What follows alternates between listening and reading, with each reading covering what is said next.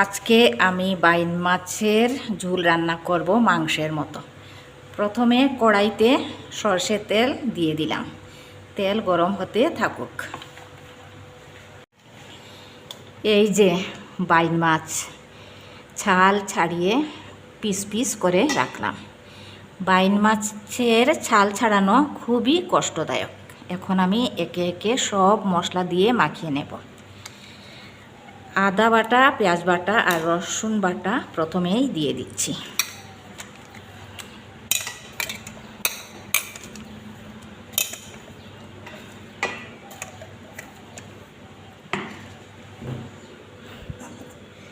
এখন আমি লবণ দেব।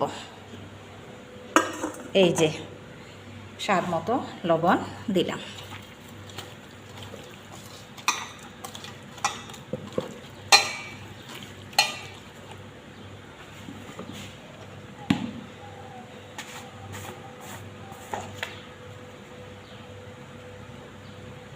ধনিয়ার গুঁড়া আর জিরে গুঁড়ো একসঙ্গে মিশিয়ে নেওয়া হয়েছে, তাও দিয়ে দিচ্ছি।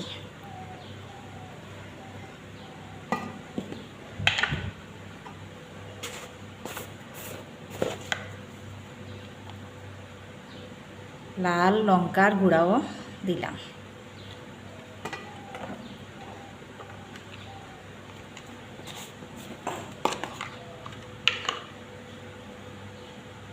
হলুদের গুঁড়ো দিয়ে দিলাম।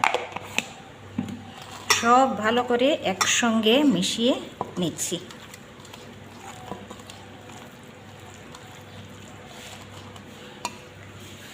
তেল গরম হয়ে গেছে, গ্যাসের আঁচও কমিয়ে দিলাম। এখন মশলা মাখা মাছ দিয়ে দিচ্ছি তেলের মধ্যে।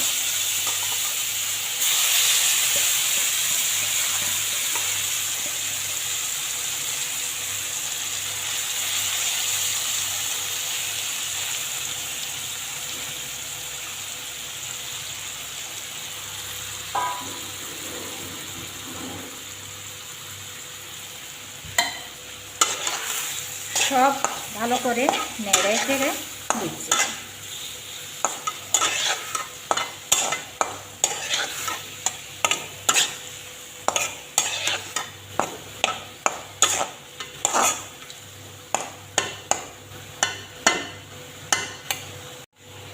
একটা তেজপাতাকে আমি 2 টুকরো করে দিয়ে দিলাম।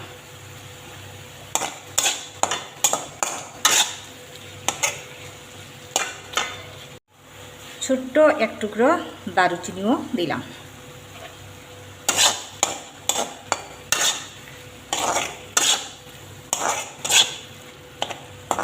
এইভাবে অল্প আঁচে হতে থাকুক। একটু পর পর আমি নেড়ে চেড়ে দেব। যখন সব মশলা ভাজা ভাজা হয়ে যাবে তখন জল দিয়ে দিব। মশলা ভাজা ভাজা হয়ে গেছে, জল দিয়ে দেব পরিমাণ মতো।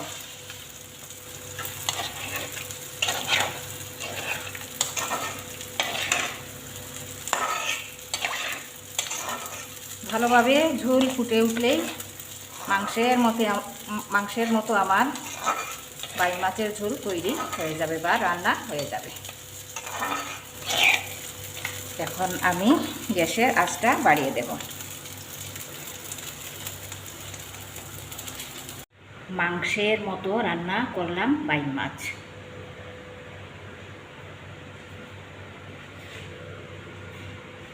মসুর ডালও এখানে রান্না করেছি। ডাল রান্না করেছি অথচ ভাজা রান্না হবে না, সেটা কি হয়? এখানে আমার মেয়ে করেছে আলু ভাজা, আর এটাও আমার মেয়ে রান্না করেছে মটর অল্প অল্প ঝোল দিয়ে ভাজা ভাজা করে রান্না করেছে। এখানে আবার আমি ছাদ বাগানের ঝিঙ্গে দিয়ে ছোটো মাছ বড় মাছ মিশিয়ে একটা ঝোল রান্না করলাম।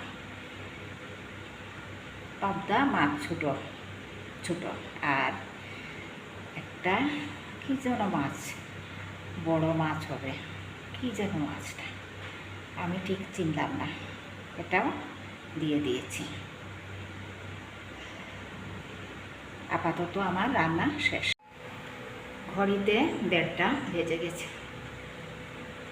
এবার স্নান করব আর সবাই মিলে দুপুরের খাবার খাবো। আর সবাই দেখুন, দর্শক বন্ধুরা, বাইরে কীরকম রোদ উঠেছে, আকাশটাও নীল পরিষ্কার। এই অক্টোবর মাসেও এত গরম ভাবা যায় না।